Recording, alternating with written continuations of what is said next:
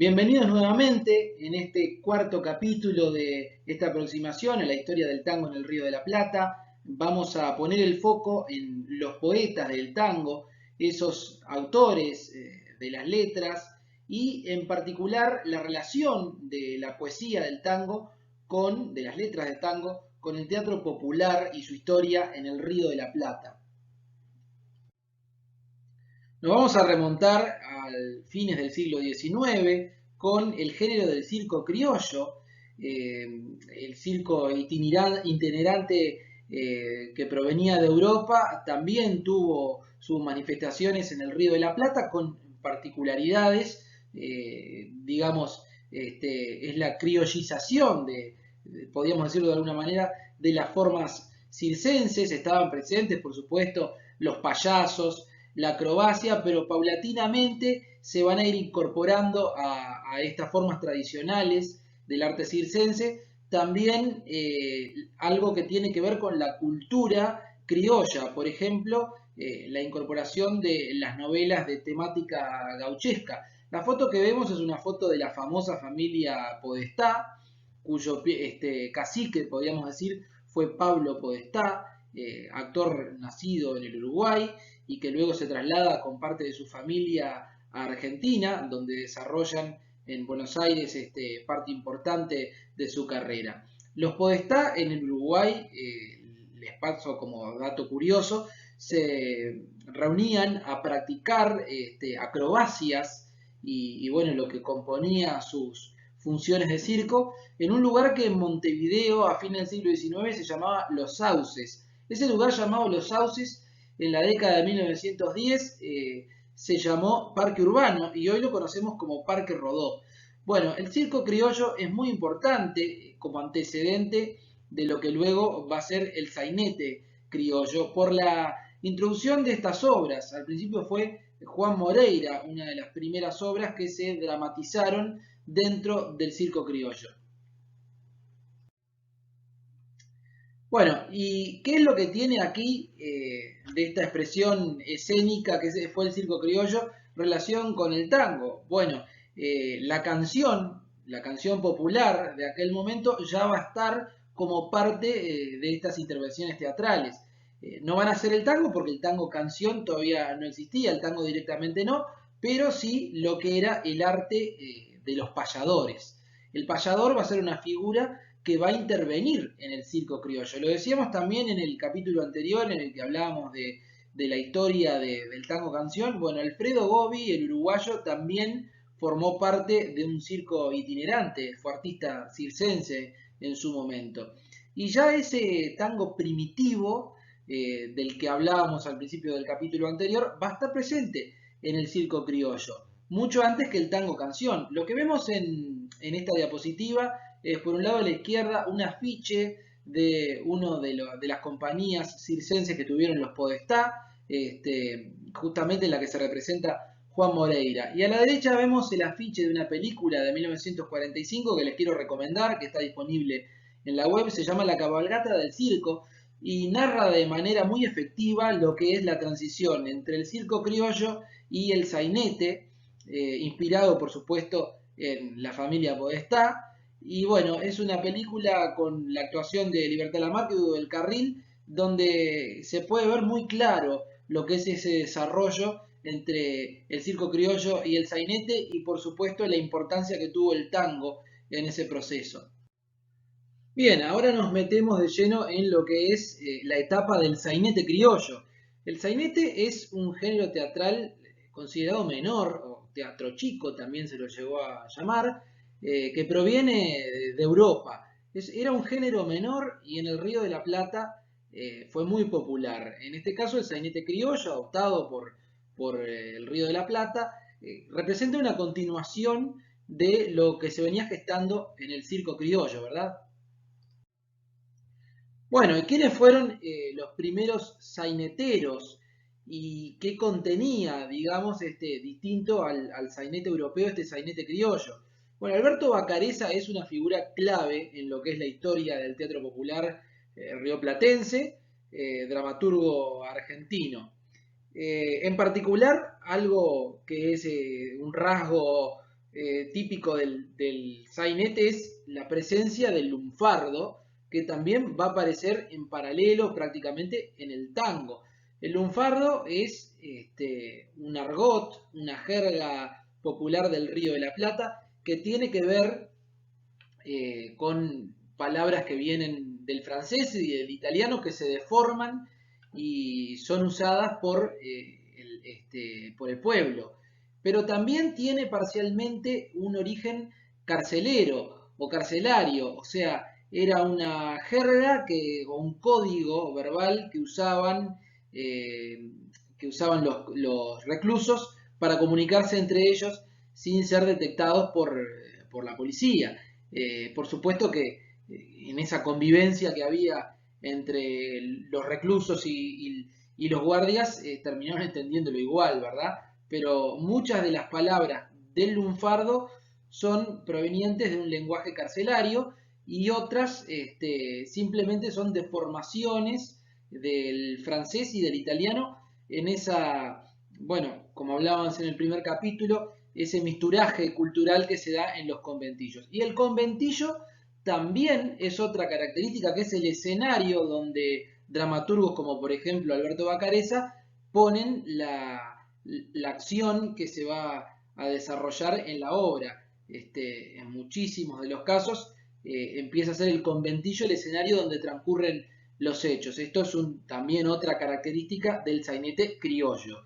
Otra de las figuras importantísimas del desarrollo del sainete en el Río de la Plata es José González Castillo. Es justamente José González Castillo, lo comentábamos en el capítulo anterior, que incluye el tango de Contursi, primer tango canción, Mi Noche Triste. Bueno, allí se produce la unión entre tango y sainete criollo, en la obra de Contursi, la obra de José González Castillo, Los dientes del perro. A partir de ahí se dice bueno, que no se sabía si la gente acudía al teatro para ver el argumento del sainete o simplemente para ver qué tango se estrenaba. O sea, se da una relación se retroalimentan el sainete y el tango canción.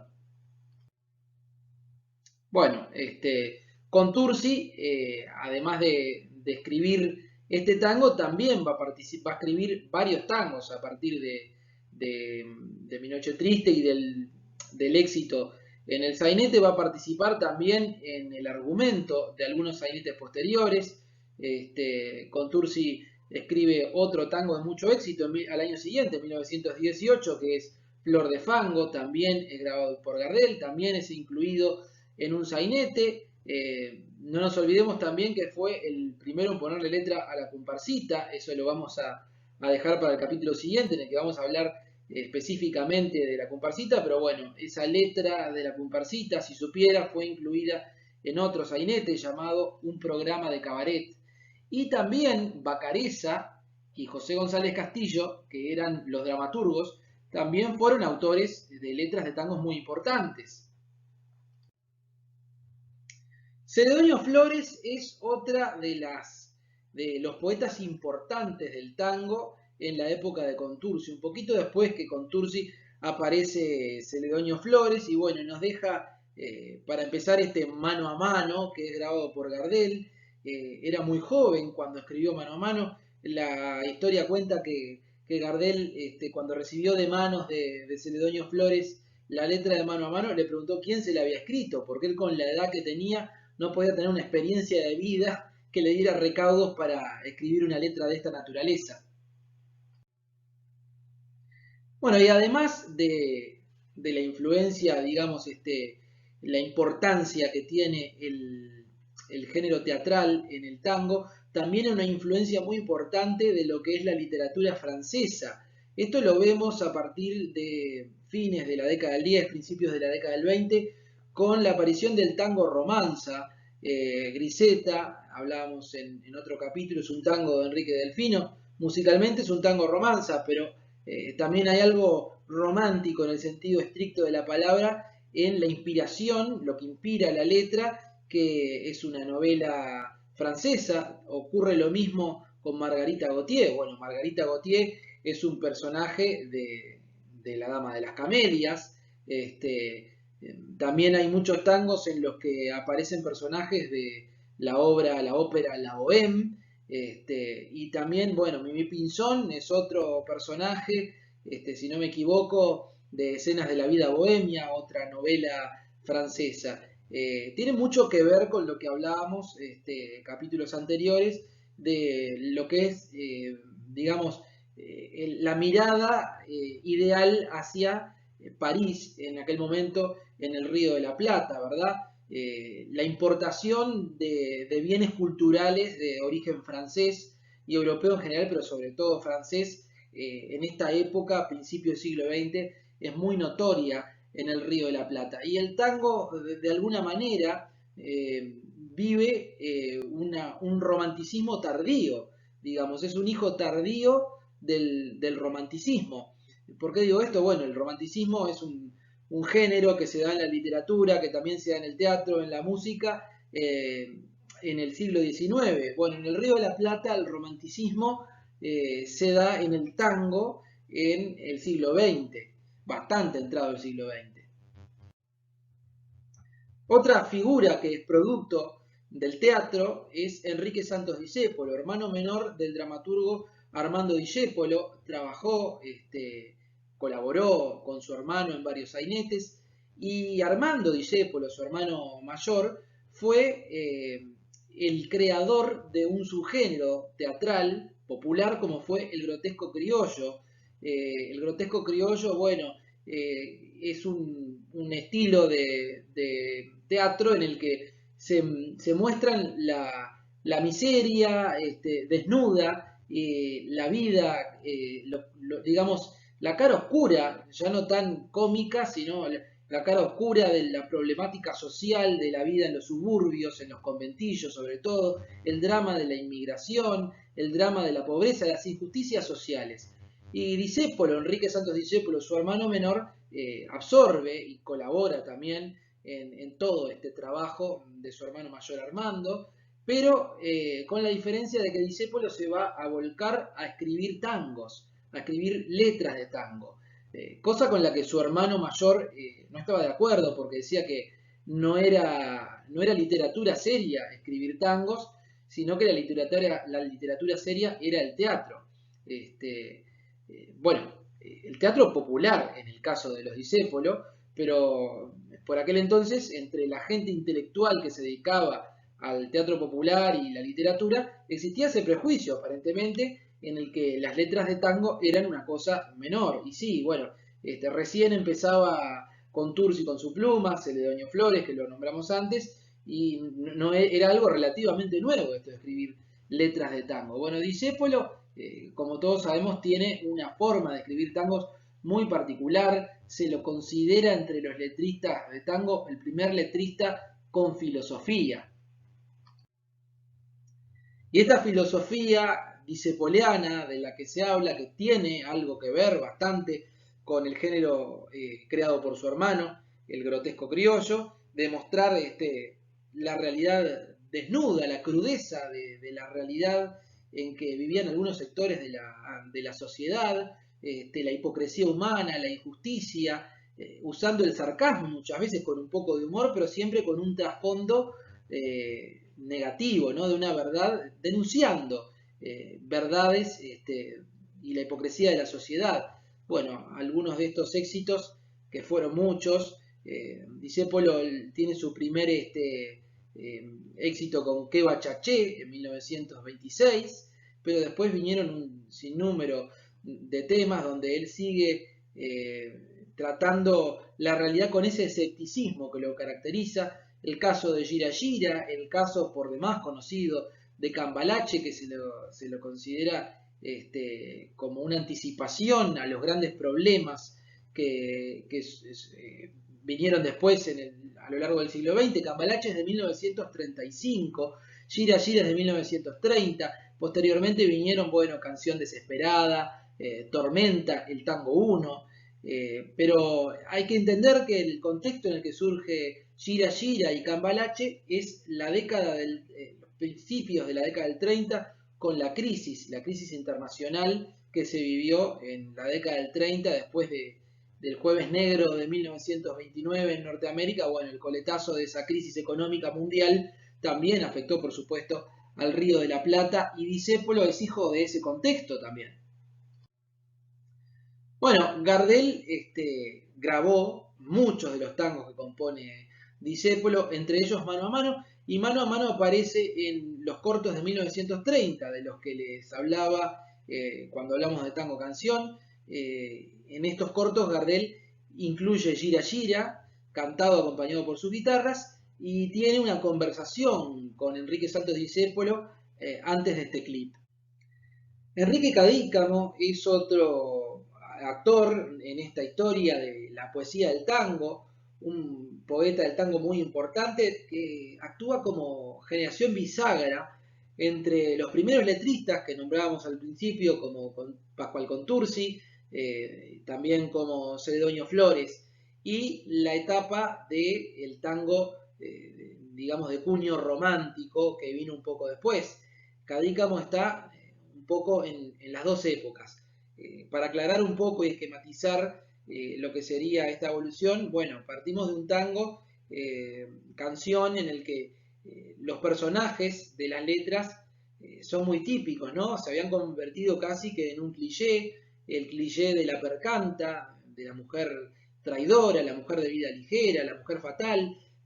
También en la parte masculina estaba el malevo, ¿verdad? El compadrito, todos estos personajes típicos del arrabal que cultivaron los sainetes, que cultivó la literatura popular del Río de la Plata y que están tan asociados al lunfardo. Bueno, aquí ya hay un cambio de paradigma con respecto a lo que eran las letras de tango, la poesía del tango. Cadícamo también fue un autor que tuvo la suerte de que muchos de sus temas fueran grabados por Gardel, el caso de La novia ausente, El que atrasó el reloj y tantos otros éxitos. Bueno, ya en la década del 40 él participa de lo que es esta generación de poetas románticos. Garúa es un ejemplo de esto, ¿verdad? Tangos donde ya aparecen, se pinta una escena, en este caso, bueno, lúgubre, espectral, si se quiere, que aparece en varios de sus tangos, pero donde aparece el recurso de la metáfora usado de manera sensacional, como va a pasar con otros de los autores de esta generación. El caso de Homero Mansi también es singular, tiene que ver con esta generación de poetas que podemos llamar románticos.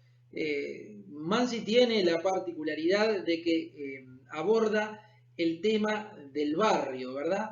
Este tema que es otro tópico en las letras de tango, la nostalgia por ese barrio suburbano. Bueno, en particular, Mansi, podríamos decir que todo eso se consolida en muchos tangos, pero particularmente en Sur, donde trata ese tema del suburbio, tiene que ver con su historia personal. Mansi nació al sur de Buenos Aires, se crió al sur de Buenos Aires en un barrio que vivía entre Pampa y Ciudad, entonces donde se daba ese ambiente tan especial que era la transición entre lo urbano y lo rural. Eso es el elemento que está siempre flotando ahí en la atmósfera de los tangos de Mansi. José María Contursi, otro autor clave, otro letrista clave, hijo de Pascual Contursi, pero que los tangos que escribía José María Contursi no tenían nada que ver con los que escribió su padre, Pascual Contursi. Pascual Contursi era el poeta del arrabal, ese tango que hablamos del malevo, de la paica, que muestra de alguna manera a la mujer caída, la muchacha que dio el mal paso. Bueno, José María Contursi, como fiel hijo de esta generación nueva, es uno si se quiere, el más romántico de los poetas de la década del 40. Va a tratar el tema del desengaño amoroso, que por supuesto está presente en Mi Noche Triste también y en muchos de los tangos de esa década, pero lo va a tratar desde otro ángulo. empieza a hacer notoria la diferencia en que el personaje masculino es el que se culpabiliza muchas veces del fracaso amoroso y bueno, y canta arrepentido. Este es el caso de Grisel, que es una historia particular, personal, que vivió con Tursi estando en Córdoba. La Grisel del tango fue su esposa muchos años después, y en el momento que le escribe Grisel, lo escribe como narración de algo, de una vivencia personal. Bueno, nos vamos a un par de décadas más allá de la década del 40. eh, Horacio Ferrer, uruguayo, pero él se reconocía de las dos orillas porque su padre era uruguayo, su madre argentina, su padre profesor de historia, su madre pianista y escritora, había sido discípula de Alfonsina Storni, había estudiado declamación con Alfonsina Storni, y Ferrer, Horacio Ferrer, que nació en nuestra capital, en Montevideo, se crió entre las dos orillas porque él tenía su familia uruguaya, su familia paterna, y su familia en el lado argentino que cruzaba permanentemente en el vapor de la carrera. Entonces Ferrer se forma en ese ambiente, nació en 1933, fue integrante en Uruguay del famoso Club de la Guardia Nueva, donde habían figuras como por ejemplo Boris Puga, que es otro gran historiador uruguayo y coleccionista, investigador. Bueno, Ferrer, además de poeta, también fue un investigador y en la década del 50 en ese club de la Guardia Nueva ellos se encargaban de difundir el tango de vanguardia de aquel momento y traían figuras como Roberto Grela, Aníbal Troilo, el propio Astor Piazzolla estuvo varias veces y realizó espectáculos organizados por el Club de la Guardia Nueva, Horacio Salgán, en fin, todas las figuras de la vanguardia del tango que estaban en Buenos Aires venían a Montevideo, al Club de la Guardia Nueva, a esas tenidas académicas y espectáculos, a participar de ellas, y también figuras vanguardistas de Montevideo, de Uruguay, de todo el Uruguay en realidad, como César Sagnoli, Luis Pasquet, entre otras personalidades de vanguardia en esa época. Bueno, Ferrer, yendo al tema de la poesía y del arte escénico, tiene una poesía cargada de surrealismo. Mucho se conoce de su obra con Astor Piazzolla y en este caso hacemos referencia a María de Buenos Aires, que fue una operita, como la llamaban ellos.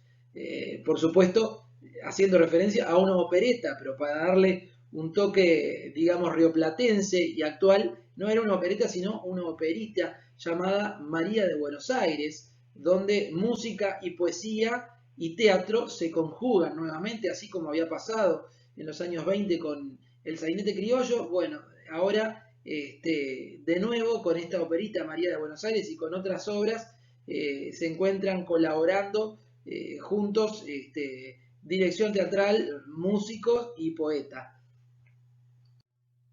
En 1969 es un año muy importante para esta dupla artística que compusieron Astor Piazzolla en la música y Horacio Ferrer en la poesía, porque es el año en que estrenan Balada para un Loco, que ganó primer premio de un concurso de tangos. Esto generó una polémica tremenda en su momento. Bueno, por un lado Piazzolla no era bien mirado por los tangueros tradicionalistas, y Ferrer, digamos que con Ferrer encontró la horma del zapato en lo que es la poesía, por esa forma tan distinta que no tenía nada que ver con el tango canción anterior. Bueno, cuando ganó el concurso Balada para un Loco, muchos salieron a discutir que no era un tango directamente. ¿Cómo podía ser el primer premio si no era un tango?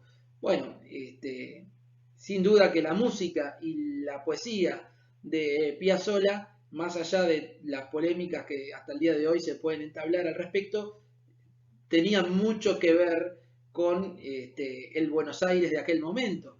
Y Balada para un Loco surge en un contexto también, bueno, en que el mundo estaba cambiando. Pensemos en el Mayo francés del año 68, el año anterior, Y esta obra en particular, Balada para un loco, tiene su inspiración en el argumento de una película francesa llamada Rey de Corazones.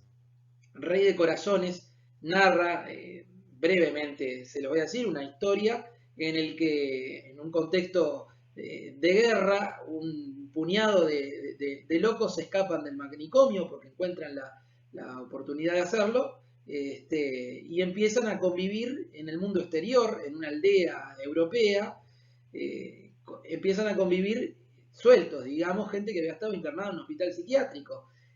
Cuando ven el mundo exterior lo que es la guerra, se vuelven para el manicomio, se vuelven a encerrar en el manicomio ellos solos.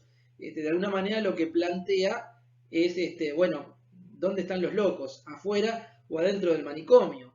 Y bueno, y en esa película, además de este argumento, había un bal francés tradicional que de alguna manera inspiró la música de Balada para un loco. O sea que este ambiente que se vivía en los años 60, con todas estas novedades, bueno, con un mundo que estaba cambiando y con estas novedades en lo que es el ámbito artístico, en este caso el cine, bueno, inspiró una obra como Balada para un loco y por supuesto que también ellos la ajustaron al contexto nacional que vivían.